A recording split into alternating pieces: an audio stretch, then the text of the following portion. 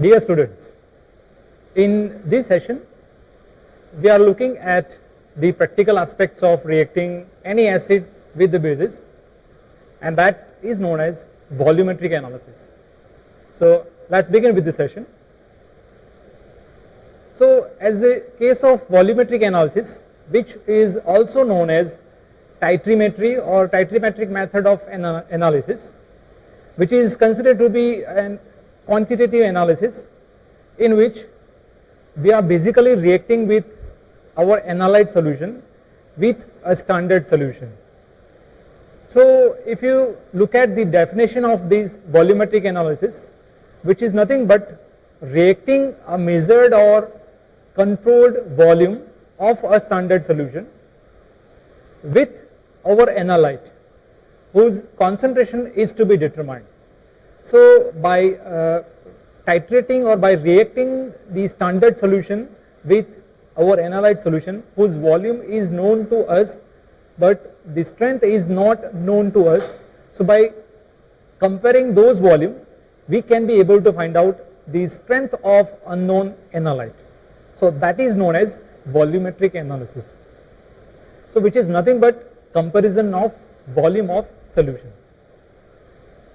Before we proceed for the actual volumetric analysis, we supposed to know few definitions. These are standard solution. So what is it?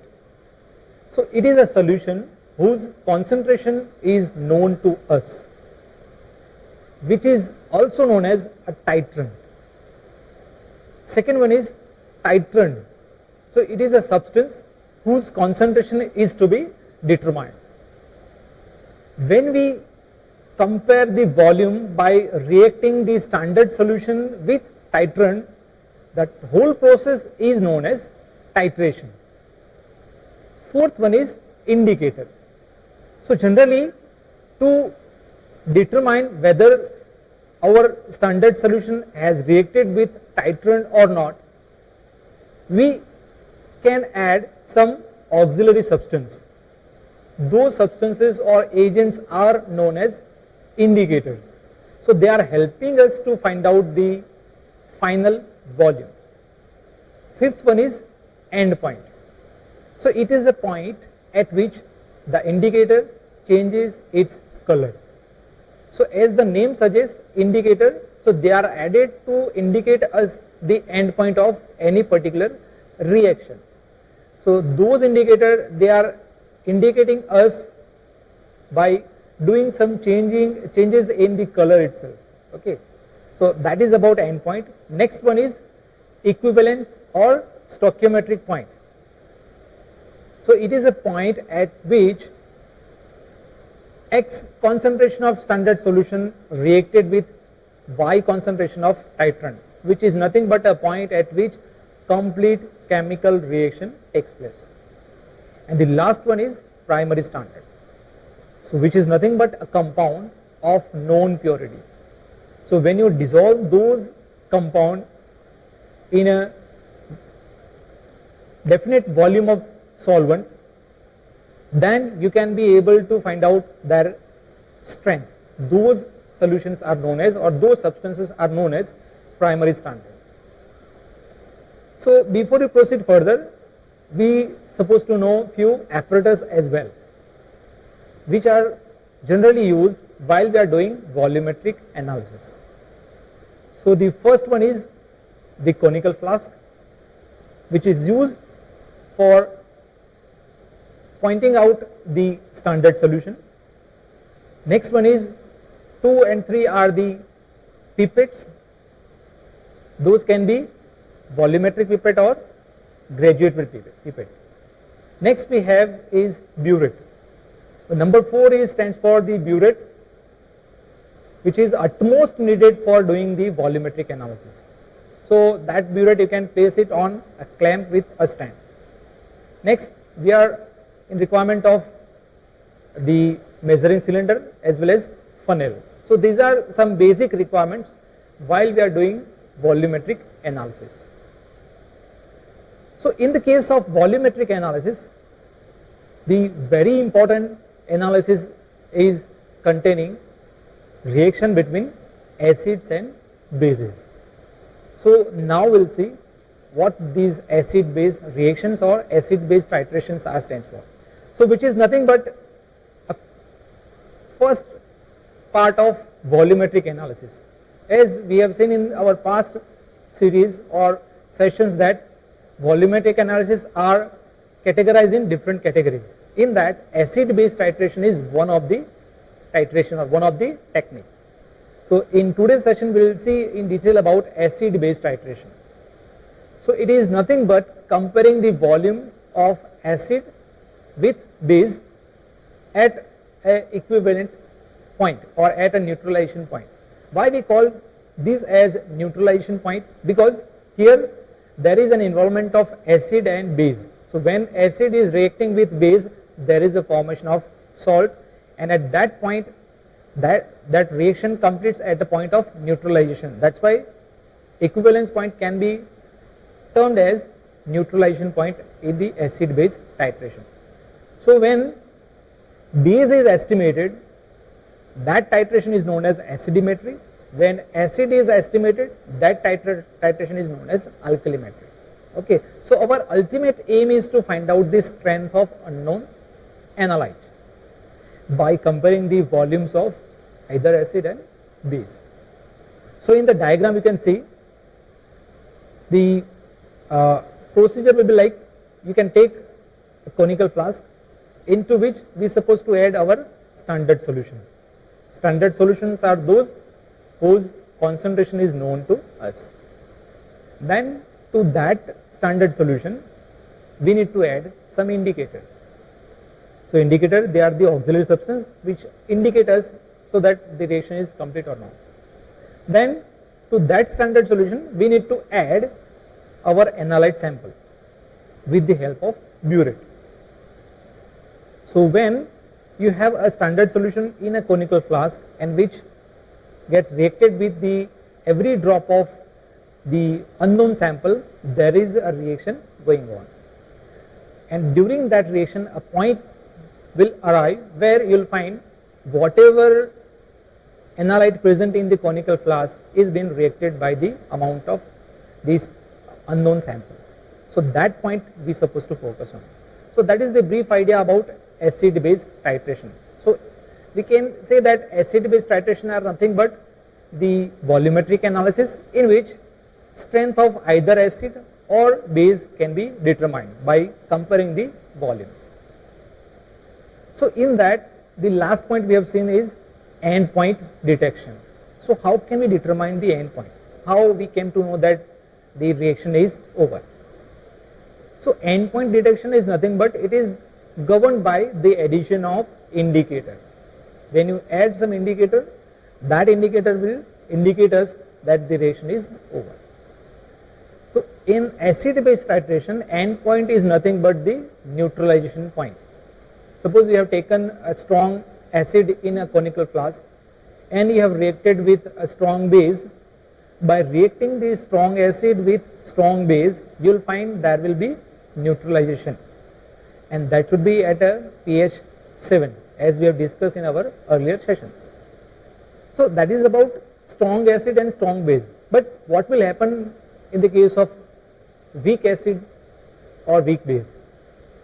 So in that there is a formation of salt as well, but you will find undissociated part of either acid or base being there weak in nature.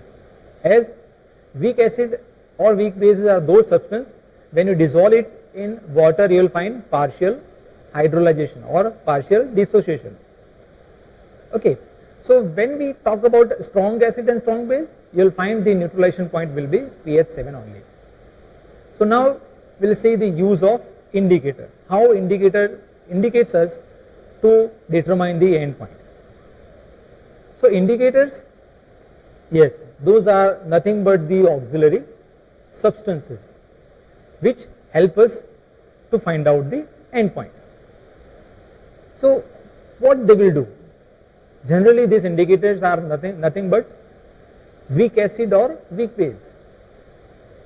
So after the reaction is taking over, they themselves get reacted with the standard solution, and they indicate some color change. That's why they are frequently used in acid-base titrations.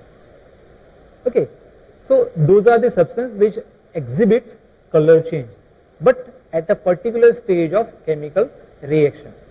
So when we are reacting any acid with base, at every stage this indicator will show a color change depending on what sort of pH is there. Okay, so these indicators are also known as acid base indicators or pH indicators or neutralization indicators. So they show different color in different medium. If they are dissolved in acidic medium, their color will be different.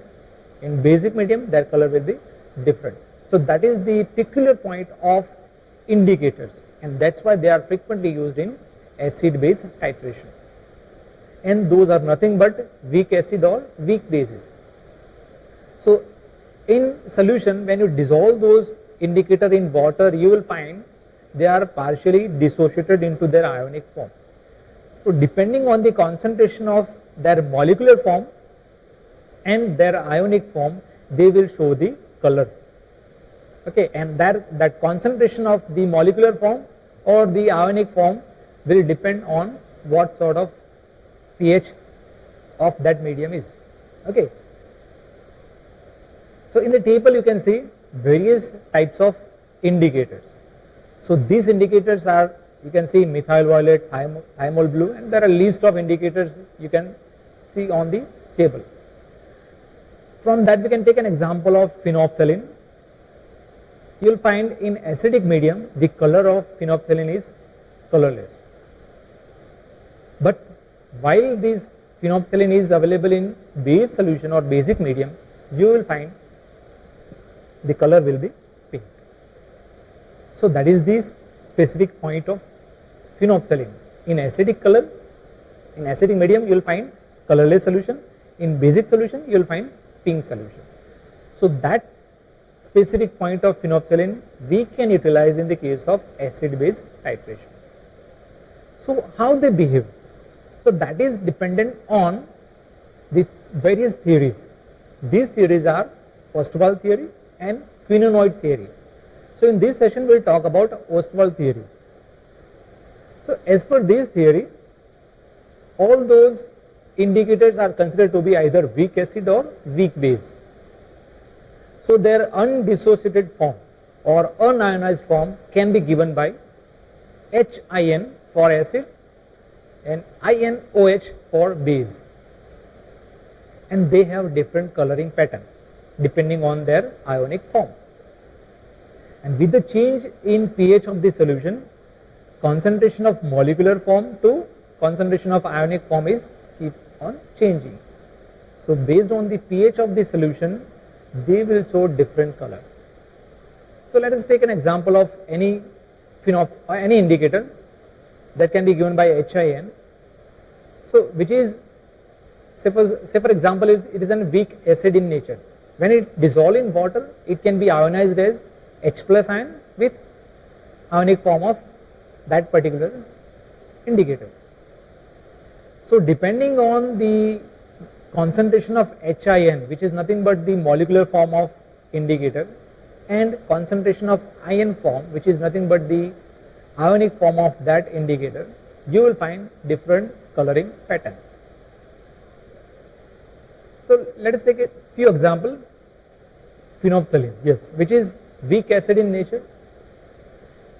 When it dissolves in water, you will find its molecular form shows us colorless solution, whereas when it dissolves in water and form in its ionic form, based on the concentration of ions, it can be observed as pink color. Likewise, we have methyl orange, which can show us yellow color solution when it is available in its molecular form. When it is available in its ionic form, you will find orange color of the solution. So ultimately, color changes depend on the concentration of molecular form of the indicator as well as its ionic form. So if this phenolphthalein is dissolved in acidic solution. Say for example, phenolphthalein is dissolved in HCl solution. Being HCl a strong acid in nature, when it dissolves in water, what you will observe? You will find that every moles of HCl gets dissolved in its ionized form with H plus ion and chloride ion. So what will happen to the molecular form of phenolphthalein? It will remain safe, because in that solution strong acid is present. It will not allow this phenolphthalein to get dissociation. Because of that, what happened? We will find more and more molecular form of phenolphthalein. That is why in acidic solution phenolphthalein acts as colorless solution, whereas when this phenolphthalein is dissolved in basic solution, what will happen?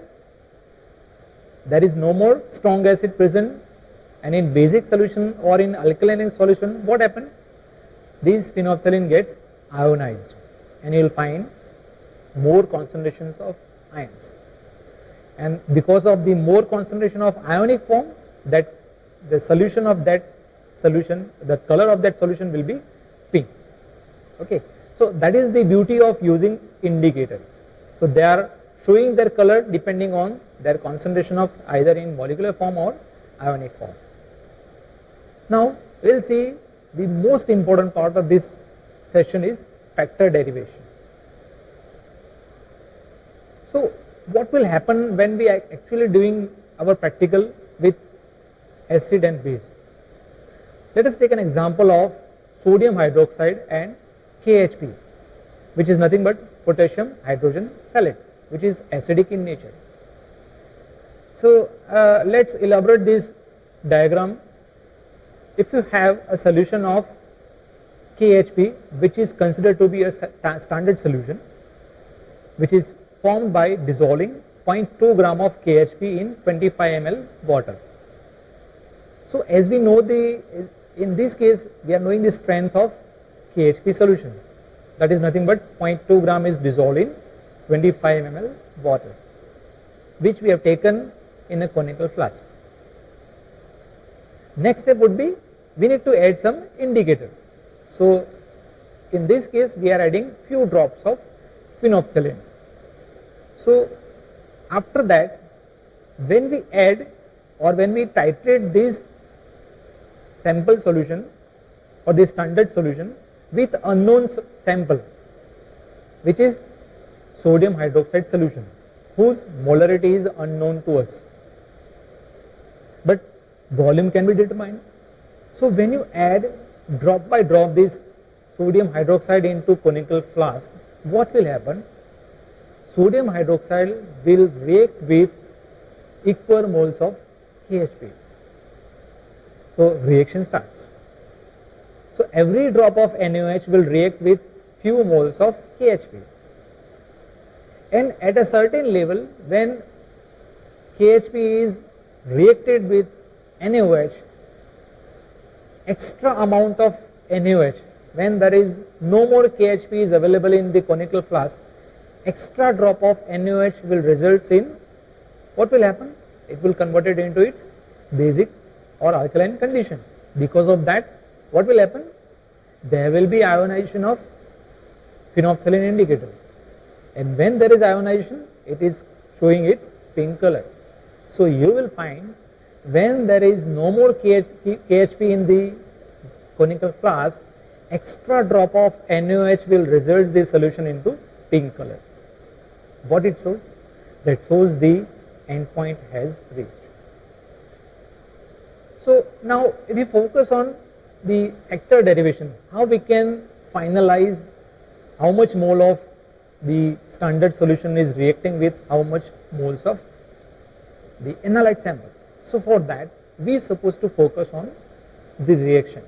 So you can see on the reaction table, as per the reaction you will find 1 mole of KHP is reacting with 1 mole of sodium hydroxide, and that form 1 mole of salt.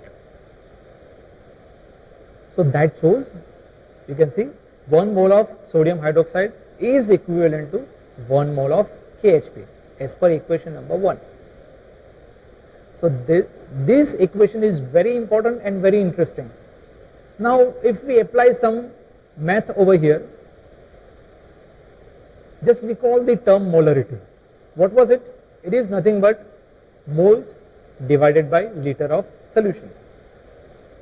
So if we rearrange that equation, mole is equal to molarity into liter of solution.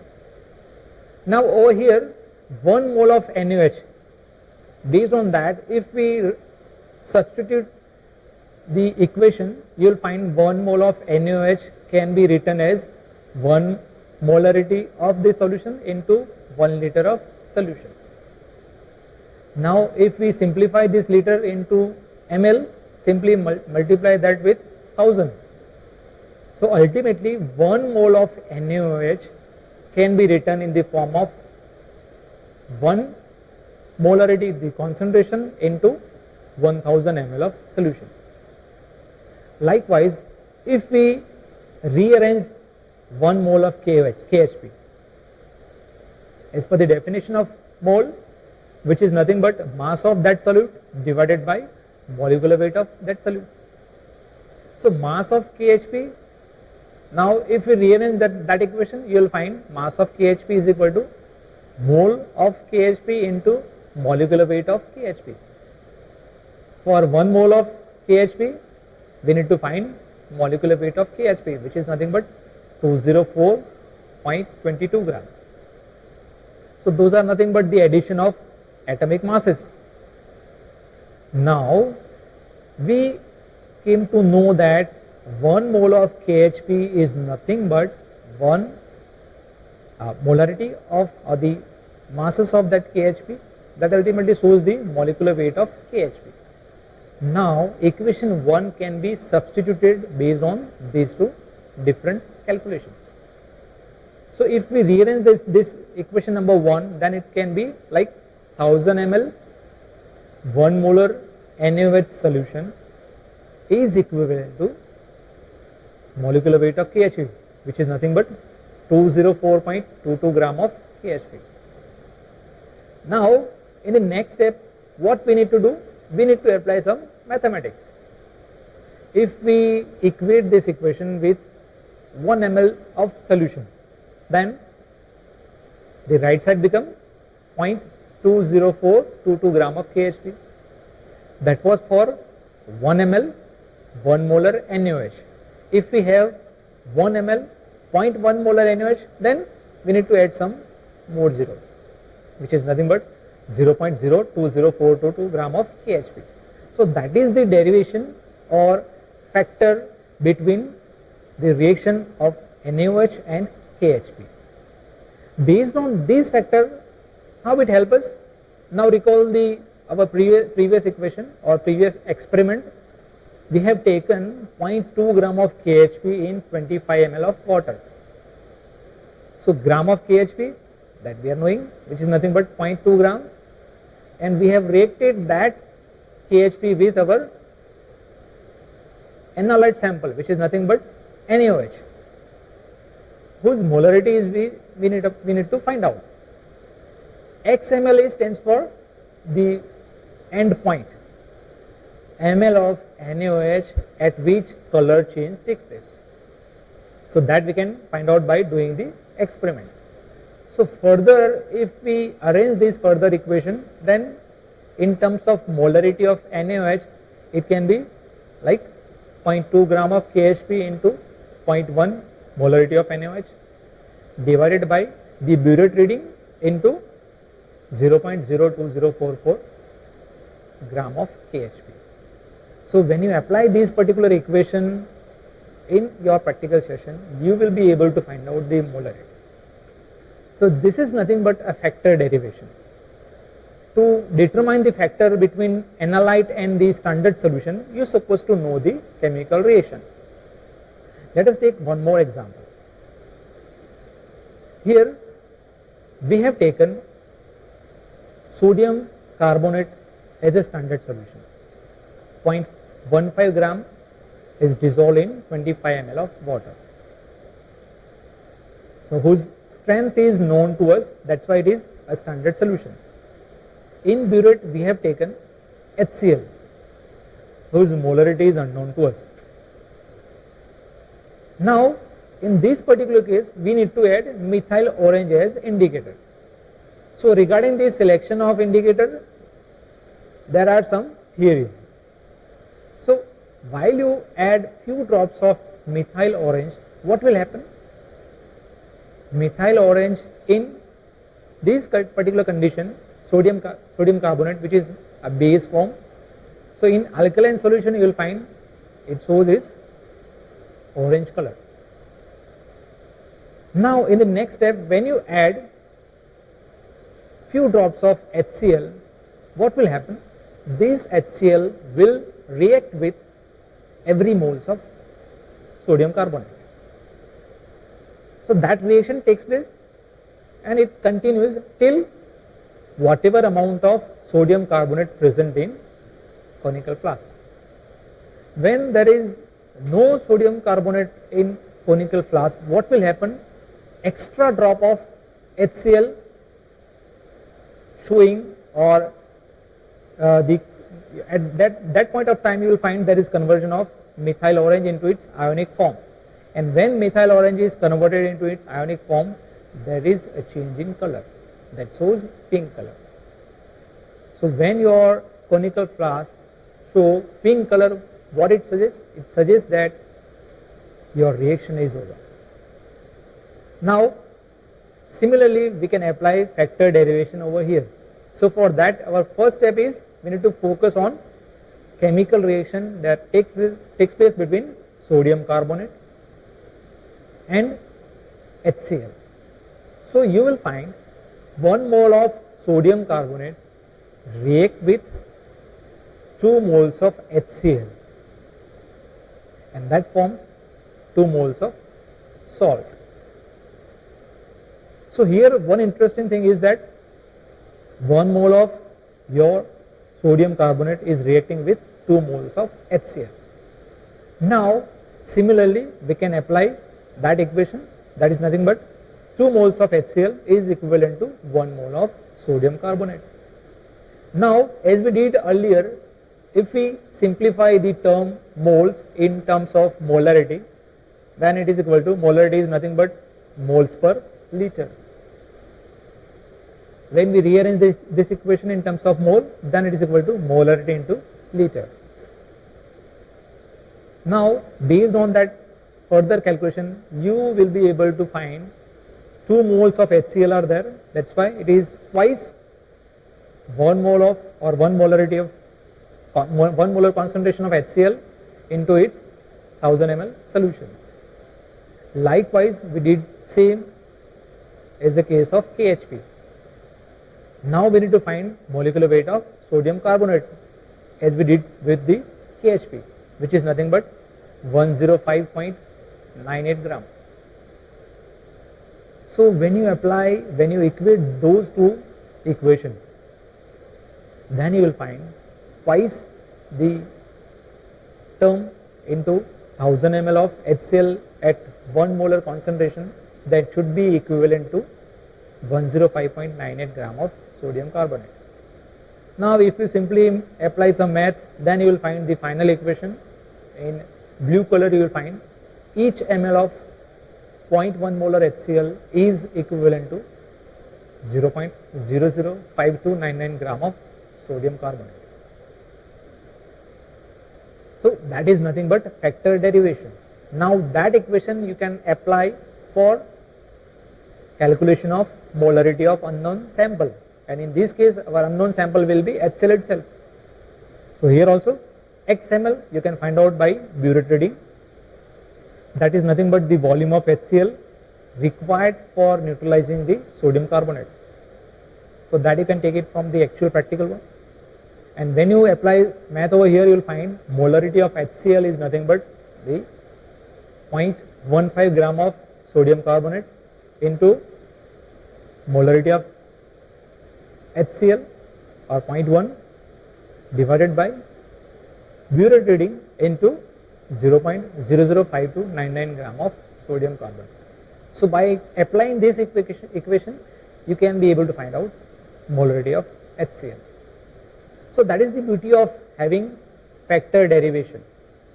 So you can apply this factor derivation for any sort of acid base reaction or acid base titration, and you can able to find out their strength as well. So that is the beauty of volumetric analysis. Now the last part of this chapter or this session is how to determine equivalent point. Now before we proceed, we are supposed to know what is equivalent point. So equivalent point is nothing but a point at which our acid is reacted with base or base is reacted with acid. So that is nothing but a neutralization point. So now we'll see in detail how to find equivalent point. So for that we can take an example of any strong acid and strong base. So when you react any strong acid and strong base, ultimately it results in formation of salts. Say for example we have taken 20 ml 0.5 molar HCl solution in conical flask, and in burette we have taken 0.5 molar sodium hydroxide solution. So during the course of time what we supposed to do? We need to add drop by drop sodium hydroxide into HCl solution. So when this HCl is added with sodium hydroxide, what will happen? There is a neutralization takes place between NaOH and HCl. So that forms sodium chloride. So by doing so, you can be able to find out pH at different stages. For determining the pH, we can use pH meter. It is an instrument which gives us pH value at every stage of reaction. Now, in this particular case, we are taking 4 different steps or stages, 1, 2, 3, 4. 1 is representing when 0 ml sodium hydroxide added. We need to find pH at 0 ml NaOH added. Stage 2 is we need to find pH at 10 ml sodium hydroxide added. Stage 3 is we need to find pH as at 20 ml NaOH added, and stage 4 is nothing but we need to find pH at 20.20 ml of NaOH added. Now we'll see what will happen to the pH. So if we talk about stage 1, so when we add 0 ml sodium hydroxide, that means in conical flask only HCl is dissolved in water. So being strong acid, what will happen? Every moles of HCl gets reacted with water molecule, and there is a formation of hydronium ion and chloride ion. So it is strong acid in nature, 100% ionization will be observed. So what will happen to its concentration? So concentration of HCl, yes, it is given to us, which is 0.5 molar. So ultimately, what will be the concentration of hydronium ion? So which is, so in this condition, where this hydronium ion came from? Which is observed by the reaction between HCl and water. So ultimately, whatever amount of HCl gets reacted with water, equal moles of, equal concentration of hydronium ion will be formed. So the concentration of hydronium ion will be 0.5 molar only. Now if you want to find out pH, then as per the equation, which is nothing but negative logarithm of hydronium ion, concentration of hydronium ion. When we substitute the value, you will find pH at this stage is 0.301. Now what will happen to stage 2? When we add 10 ml sodium hydroxide. So at this point of time, we need to focus on what are the components in conical flask. So at this level of time, you will find in conical flask there is salt formation because we have added 10 ml sodium hydroxide. So that will react some ml of HCl.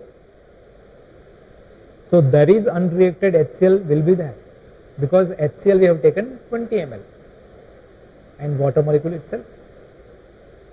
Now we focus on initial concentration of hydronium ion, as we know that it was 0.5 molar. Now what will happen over here, for calculating the moles of HCl, we need to focus on moles of hydronium ion, because the moles of hydronium ion form based on the HCl present. So for moles of hydronium ion, we need to do some calculation. That is nothing but molarity of hydronium ion into its volume of the total solution. So that is nothing but molarity is the concentration, that is 0.5 liter of solution. We are talking about HCl only. So what will be the volume of HCl? It is 20 ml. If we convert into liter, it can be 0.02. When you apply math, you will find 0.01 mole of hydronium ion will be there. That is representing the moles of HCl. Similarly, for sodium hydroxide, we need to find moles of OH minus ion. So for that, we need to focus on molarity, which is 0.5. Volume of solution in liter, yes. How much volume we have taken of NaOH? It is 10 ml. That's why its liter form will be 0.01. When you apply simple math, you will find 0.005 mole of OH minus ion. That is nothing but, or they are representing NaOH only. So at this point of time, what will happen? Hydronium ion formed by HCl will react with hydroxyl ion formed by NaOH. That results in the formation of two molecules of water. So what will happen? 0.005 mole of OH minus ion reacts with equal moles of hydronium ion, which is nothing but 0.005 mole. Now to find out pH, we need to focus on hydronium ion concentration. So for that, we need to find how much moles of hydronium ion remaining, which we can find out by simple maths. Earlier moles were 0.01. Now the reacted moles of hydronium ion is 0.005. Difference between that two will be 0.005 mole. That is nothing but the remaining mole of hydronium ion, or ultimately HCl. Now simple mathematics. If you convert these moles in terms of molarity, we need to focus on moles divided by liter of solution. At this point of time, liter of solution is 20 ml of HCl we have taken, in that 10 ml of NaOH have added. So total volume is 30 ml. In terms of liter, it is 0.03. So the final molarity will be 0.17 molar. That is showing the concentration of hydronium ion. When you apply in terms of pH, you will find 0.77. So at stage 2, the answer will be 0.77. Now at stage 3, this is very interesting. It is at 20 ml NaOH added. See, we have taken 20 ml HCl in a conical flask, which is reacted with 20 ml sodium hydroxide. So what will happen? This is nothing but a neutralization point. Whatever amount of acid is present in our conical flask gets reacted by the addition of 20 ml of sodium hydroxide. So in a conical flask, no acid, no base, only salt along with water molecule. So similarly, if we find out moles of OH minus ion, it is the case when we have taken 20 ml NaOH. So which is nothing but molarity, that is 0.5 into its volume of solution. So 20 ml converted into liter 0.02. That gives us 0.01 mole of sodium hydroxide. That much mole we have added. So that much mole of OH minus ion reacts with equal moles of hydronium ion. So that is known as complete neutralization. So at this point or at this stage, the pH of solution will be 7 only. Now the last stage, stage 4, when we have added few extra drop of NaOH, that is 20.20 ml of sodium hydroxide. So what will happen over here? See, when we add 20 ml, every sort of HCl gets hydrolyzed or neutralized. Now in this case, what will happen in conical flask? You will find salt along with water molecules and extra moles of NaOH. Why? Because we have added 0.20 ml of NaOH. Now we need to focus on this extra ml OH minus ion that was observed because of NaOH. Because the pH of that solution is dependent on this extra added 0. Or the extra added hydroxyl ion. So let us find out moles of hydroxyl ion, which is nothing but molarity of solution, which is 0.5 into liter of solution. So at this point of time, volume of NaOH added is nothing but 20.20 ml. If we convert it into its liter form, obviously 0.0202 liter. When we apply math, you will find moles of hydroxyl ion is equal to 0.0101 mole. So that much mole is available extra. Now based on that, if we apply one more equation, that is for POH, because we have extra moles of hydroxyl ion. Here no mole, hydronium ion is present. So we need to focus on extra moles of hydroxyl ion. So based on the equation of POH, which is nothing but negative log of concentration of OH minus ion. In this case, you can see it is nothing but 0.002 molar. Okay. So based on that, you can be able to find out POH is equal to 2.69. Now, we knew that based on the ionic product of water, when you add pH with POH, that gives us pKw, which is nothing but 14. So when you apply that equation, you will find pH is equal to 14 minus whatever POH you have. So 14 minus 2.69 gives us 11.3. Now if you compare these 4 stages, you have all 4 pH at different 4 stages of this titration. Now what we need to do? We need to apply those readings with our graph. So at the horizontal axis, we need to focus on amount of sodium hydroxide added in ml, and on vertical axis we need to take pH. So when you apply those values in this particular graph, then you will find this S-shaped curve. From that, you can be able to find out the equivalence point. So that is the beauty of applying or determining pH at different stage.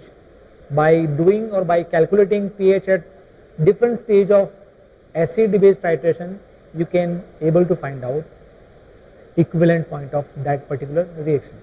So in place of HCl and NaOH, you can take any sort of reactants, and we will be able to find out the equivalence point as well as end point. So by this, we'll come to end of this session. So in this session, we have taken or we have discuss few aspects of volumetric analysis. What are different sort of apparatus we are going to use while we are doing the practical? What are different applications of this acid base titration? What are the importance of finding out the pH at different stages of acid base titration? So that's it for this particular session. Thank you all for listening.